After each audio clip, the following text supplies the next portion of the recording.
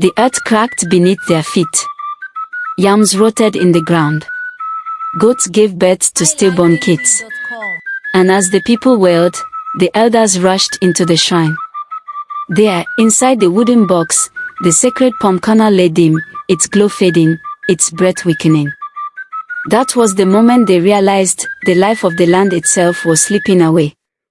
But to understand how it all began, we must go back to the first ancestor. Long before famine, long before kingdoms rose, there was only one man who walked the soil fast, Obanoji, the ancestor of all who lived here. He was said to have arrived when the rivers still carved their paths, when the forests were thick and endless, when the ground had never felt the cut of a hoe. He tilled the soil with his bare hands, planted the first yam, and prayed to the heavens. The earth answered. Crops flourished, the rains fell in season, and Obanoji became the father of a people. But as with all men, his breath could not last forever. On his final night, with his children gathered around him, he held out something so small it seemed laughable at first, a single palm kernel. Smooth, dark, ordinary. But his voice carried the weight of eternity. This, he whispered, holds my last breath. As long as it remains among you, the soil will stay fertile, the streams will flow, and your wombs will never be barren. Guard it well. For if it ever fades, the land will fade with it. The children wept. They buried him beneath the iroko tree, but the kernel they wrapped in white cloth and placed inside a carved wooden box. They built a shrine at the very heart of the village to protect it. Years turned into generations. And true to the ancestors' word, the land flourished. The yams grew so large they filled baskets. Palm trees bent under the weight of their fruits. No woman in the village died childless. When other lands starved, they thrived. And so, the people bowed to the shrine each season, offering kola nuts and palm wine to the kernel that kept them alive. But power, even in the shape of a seed, never lives without danger. For while many treated the kernel with reverence, others began to wonder, is it true? Or just a tale to keep us bound to tradition? Some grew restless, whispering that the seed should be tested. Others grew greedy, imagining what might happen if its power could be claimed for themselves. The elders always silenced such talk with a warning. If the kernel leaves us, the land will turn against us. And hunger will eat our children. For a long time, those words kept the people in line. But every fire, no matter how small, begins with a spark. And soon, someone would light it. The village had known nothing but abundance for generations. The fields obeyed their hoes, the streams never failed, and their wives bore children as easily as palm trees bore fruit. But abundance, if left unchecked, often breeds greed.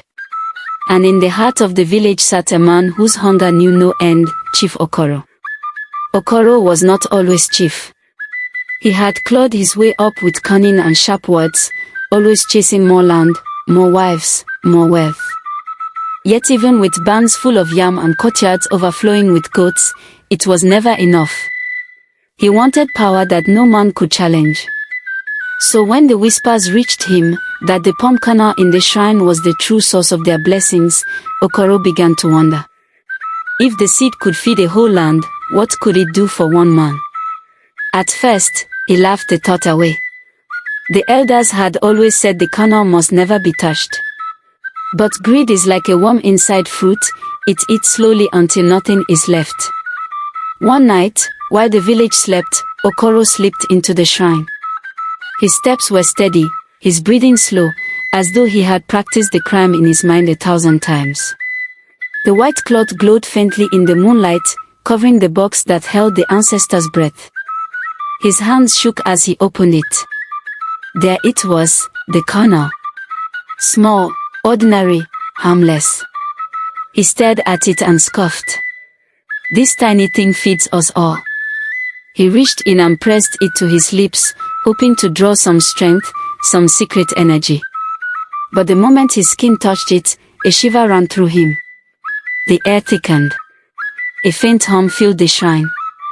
The kernel grew hot in his hand, so hot he dropped it back into the box. For a brief moment, he thought he saw a face in the mist, a stern, ageless face glaring at him. A whisper echoed in the air, "You have broken the trust." Okoro stumbled out of the shrine, sweating, his heart pounding. But he told no one. He believed he could bury his sin in silence. The next morning, the village knew something was wrong. The stream ran lower than usual. The yam leaves curled, their edges brown. A woman miscarried in the middle of the market square, crying out in agony.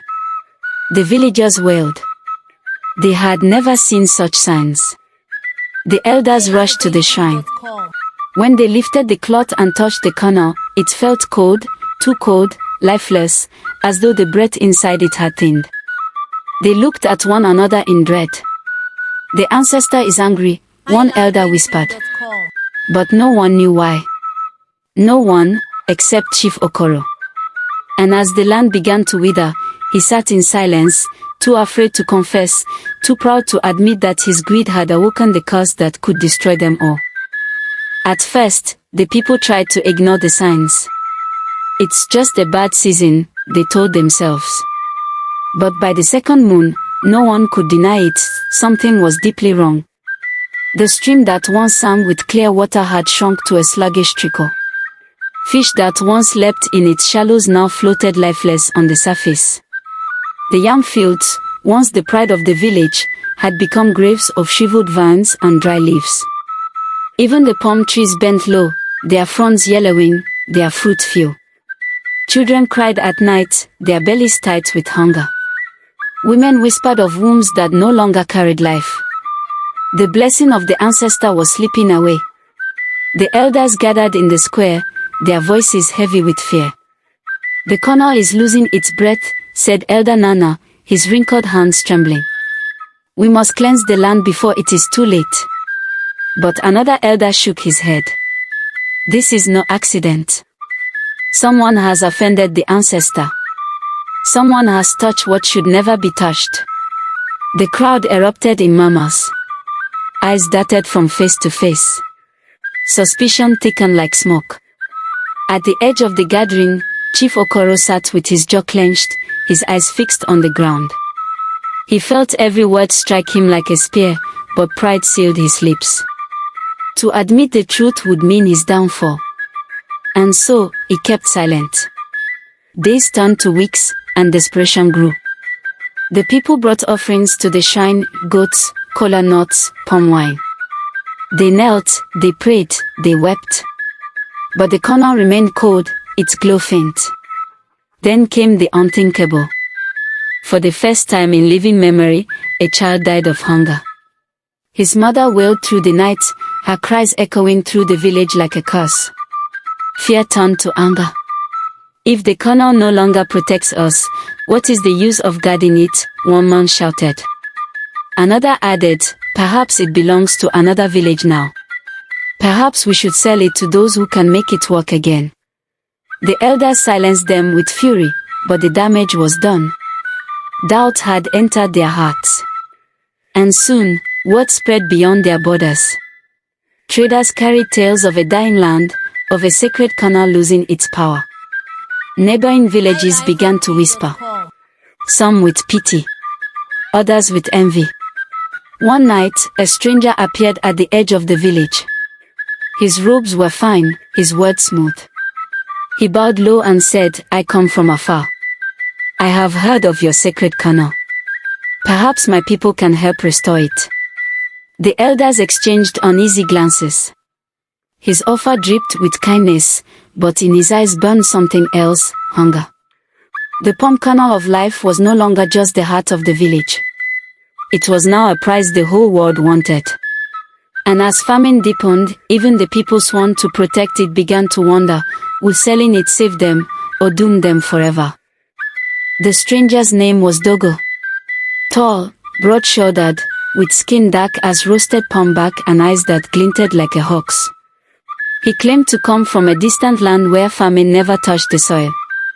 His people, he said, had charms and knowledge that could restore even a dying seed. The elders listened with weary silence. But the villagers, their bellies aching with hunger, leaned in eagerly. "What if he speaks the truth?" whispered a woman clutching her thin child. Another muttered, "Better to try his way than starve to death waiting." The chief elder cleared his throat. "The colonel cannot leave us. That is the ancestor's decree. We cannot gamble with what binds our land." But Dogo only smiled, his voice smooth as palm wine. "Then let me only see it. A glance is all I ask. If it truly carries the breath of your ancestor, perhaps I can breathe strength into it again." Murmurs rippled through the crowd. Some shook their heads in fear. Others nodded desperately. Among those nodding was Chief Okoro. He had been silent for weeks, but now his eyes lit with a dangerous idea. If the stranger restored the colonel, Okoro's failure would remain buried. If not, the blame would fall elsewhere. Either way, he saw a chance to hold power. That night, while the village slept, Okoro met Dogo in secret. They sat in the chief's hut, shadows flickering across their faces. "You want the colonel," Okoro said flatly. Dogo smiled. "And you want your people's trust back. Help me, and both desires will be met." Okoro hesitated. His chest tightened with shame, but hunger gnawed louder than his conscience. Finally, he nodded. The next evening, Dogo was invited into the shrine under the guise of performing a ritual. Torches burned bright, villagers gathered outside, chanting and praying. Inside, the elders placed the wooden box before him. When the lid was lifted, the colonel lay there, dim and fragile, like a dying ember. Dogo bent over it, whispering words no one understood. He waved his hands, sprinkled powder, and blew smoke across the seed. The villagers outside waited, breathless. But nothing changed. The colonel remained cold. Gasps filled the shrine. Some elders spat on the ground. "Deceiver," one roared. "You mock our ancestor." But before they could drag him out, Dogo reached for the colonel. His fingers brushed it, and for the first time in generations, the earth shook. The torches flickered wildly, the ground cracked, and a terrible wind howled through the shrine. The elders stumbled back in terror. "He has angered the ancestor." Dogo grinned, clutching the box.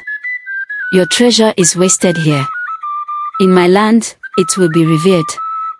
And with it, I will rule." He bolted for the door, the sacred colonel in his grip.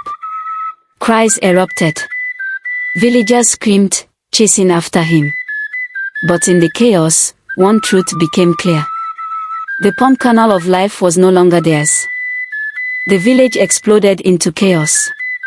Torches lit the night as men and women poured into the forest, chasing the stranger who had stolen their lifeline. His footsteps pounded the earth, the wooden box clutched tight against his chest. Behind him, voices shouted, "Stop him.